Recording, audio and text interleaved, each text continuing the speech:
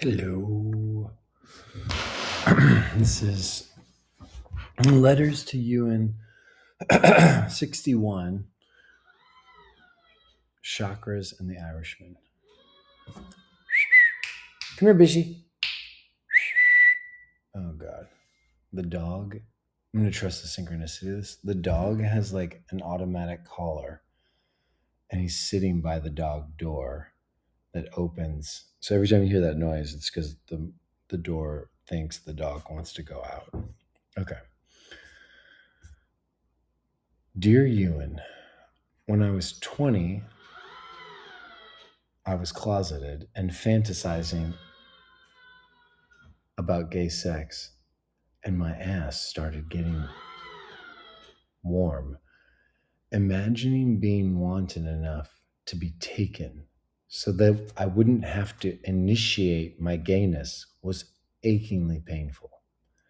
My cock was hard, and the place on my belly that it reached to was correspondingly warm as well. It was like 3 erections in 3 different places, a triumvirate of sensation. I thought, are those my chakras? They could have just been my turned on body. My sexual urges at 19 were on a scale that was almost traumatizing in its unfulfilledness. I've been walking around Pride in an arrival of the possibility of unconditional love. My host told me about a good spot, and I set out to watch the parade. I saw a bench with a really high back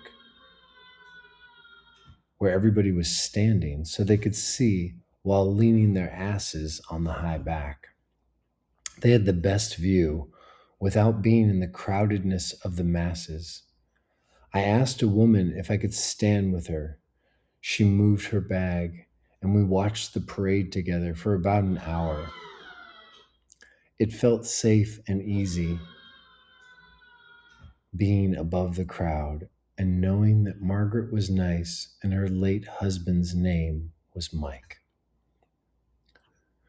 My heart chakra opened when I was playing frisbee golf at 21. I was with my friend John, and he said, "Dude, did you know that they can take a heart and put it in an oxygenated blue goo and it'll stay alive all by itself?" I heard a song form in my head. I was doing a lot of songwriting then. Picture yourself as a heart floating in blue goo.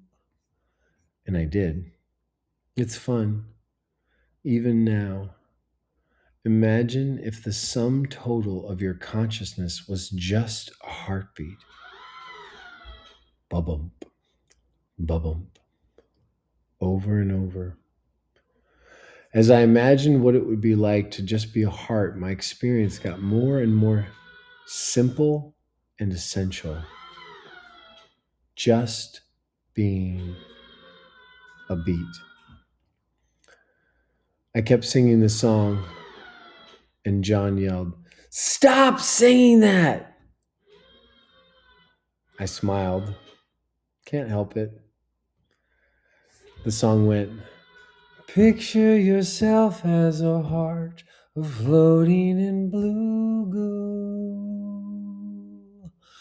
Picture yourself as a heart floating in blue goo. You have no body, just have your beat. You have no body, and you're consumed in a blue goo." It was like a giant erection in the shape of a circle in my chest, and it emanated pleasure. I loved it. The heart chakra is exactly where the thymus is supposed to be, so maybe it's just my thymus doing something. The thymus teaches the immune system not to attack the body. Maybe singing the song made school more fun. I left Margaret because I needed to pee. Needing to pee is one of the most tried and true intuitive forces. If you need to pee, then you have to move. I went into a Starbucks, bought water because then it feels like they have to let me pee, and then stood in line with these British ladies who were dancing, talking about depends, and fiercely informing people that there was a line. Can you just go in then? Oh, no, sorry. Can you just go in them? Well, you can't just go, but it's okay to leak. Back of the line, you. After that, I kept wandering closer and closer to where the parade started. I stood next to a mother and her two little boys. They loved being in the energy. These two little boys, who statistically were probably going to be straight, just kept waving their rainbow flags and receiving stickers and candy from the people passing by. I felt interested in a hot photographer, but when he saw me looking, he looked scared, so I let it go. He had a cool tattoo sleeve. In the cult, one of the masters said, the chakras are just buttons attaching your spiritual body to your physical body. If anybody made any significance out of their chakras, they would get either jumped on or shunned. I was standing with a woman once in the cult and noticed my heart chakra activating and told her, and she came for me like she was a stand-in for the master. What do you think the significance of that is? She asked, like a Weasley interrogator. I take it as a sign that I should pay attention, I innocently replied. She was stymied. Can't argue with that shit, baby. I was tired of parading. It was really fun, but I was just tired. I started walking to the gay bars because I needed more grown-up energy. I broke away and was walking through the middle of a part of Manchester that was almost abandoned and sat down. I know this feeling. I said I was going to commit to this day/life of unconditional love. I had not met or spotted a sea of people already there, to my knowledge. Maybe I missed them because I'm so new here. I need to have faith. I've never had an experience of my throat chakra opening. Either I was born with it already opened or opening it wasn't for me. I'm pretty expressive, so I don't worry about it. The time my third eye opened was special. The cult was at one of its bi-yearly retreats, and I was really getting into it. I loved what we were doing and wanted more. I noticed that people seemed like they really believed in God, and I had been stuck in a kind of hope that I believed, but not a belief. I went into the chapel around 11 p.m. and kneeled down to pray. I realized that it doesn't really work to stay on the fence about belief. Humpty sat on a wall. It was better to believe or not believe, and I was surprised realizing the limbo I had been in for so long, my whole life. I flashed back to memories of being a 4-year-old Catholic. In the chapel as an adult, I said to God, okay, I'm going to do it. I'm going to believe. I hope you're real. And then I chose to believe. It felt like a forward trust fall off of a cliff, like an amphibian committing to a life on land after only ever living in the shallows. I became a believer. Nothing changed except the everything that was my sensation of sitting on that goddamned/blessed fence. It was a massive release of trying not to make the wrong decision. My third eye opened. I know you won't be surprised hearing me describe it as a forehead boner. The pineal gland is right there. It produces melatonin and responds to light and dark. it also plays a significant role in puberty. The Bible says something like, when the eye is single, the whole body is filled with light. That's how I felt. Imagine what it would feel like if you were glowing. It felt amazing. And I've come to understand that moment as my first taste of fear renamed as faith. Faith isn't a belief, it's a felt sense. Faith as a belief is like a toddler with fingers in their ears, saying it again because it's important. Faith is the felt sense of not knowing what will happen next that our culture is addicted to calling fear. And after believing I was there, looking at a very similar experience as before, but I wasn't wondering if I believed.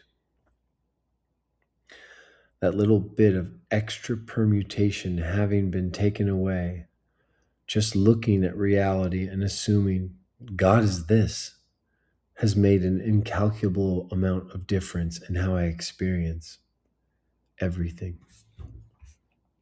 At Pride, I wander through the Eagle Manchester, run into my favorite drag queen here, and she tells me she's going on in 10 minutes.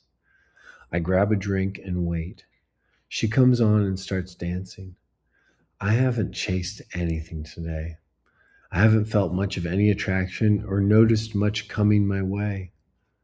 I go to get a beer and see a guy I was attracted to days ago.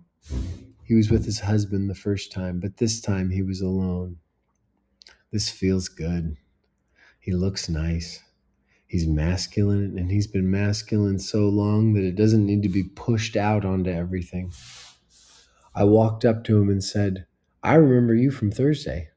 I'm Mike. Bare bones. He's Irish. He sings pop songs from all eras in an Irish brogue. We liked touching each other. We touched the rest of the day and sang Madonna.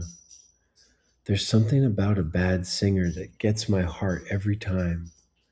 No shame, just joy. He serenaded me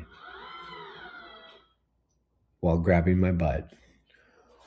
When it was time to go, he said, I had a really good day with you. Me too, you're awesome. And then we hoped to meet tomorrow, but he'll probably be with his husband, so it will have more propriety. I love when people risk meeting a boundary by being direct. Time's a wastin'. How is that supposed to be spelled / punctuated? Love can be squeezed into moments, and he certainly squeezed every bit of me that he could. I adore those who can dabble with me. It's rare to meet people willing to co-create a mandala for just an evening. I think it risks realizing that everything we build is a mandala. His touches weren't attuned, but they were sincere, and that makes up for it. The pain of his roughness was balanced by the relief of his clear desire. My crown chakra opened after I moved to Denver and I became a monk. Reverend William was reading to me every night out of this book about a chain-smoking mystic. The words from the book never stuck in my mind. I remember one little part where the mystic said that psychedelics were useless and lame.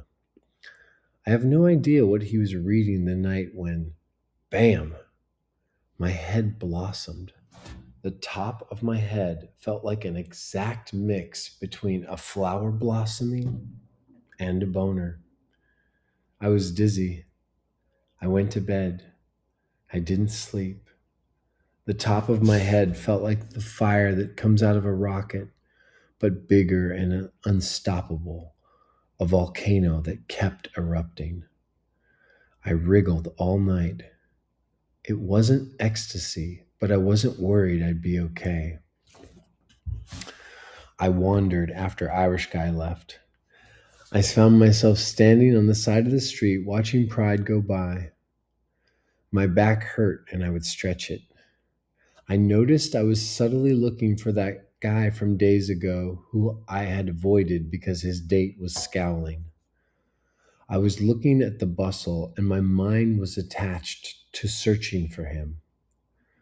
The searching was really the only uncomfortable thing about my experience. I remembered back to when enlightened guy said, "Nothing is better than something." With a massive effort, I let go of the searching. For split seconds, I found being. I felt totally unready and totally available. Then the Irish guy texted that he was coming back, and we met and visited dark rooms while drinking and joyously singing Madonna off key. It was so hot and joyful and of the moment. And that's the story of faithfully waiting for unconditional love to reveal itself, mixed with how my chakras opened. I still think the same thing when they open. I should pay attention. I endeavor to pick injunctions for mystical experiences that I'd pick even if I wasn't having a mystical experience. Then, if any masters, real or projected, come criticizing, I have a good alibi. Cool, right? Back to pride now, Ewan. I bet you'd like it here. Mike.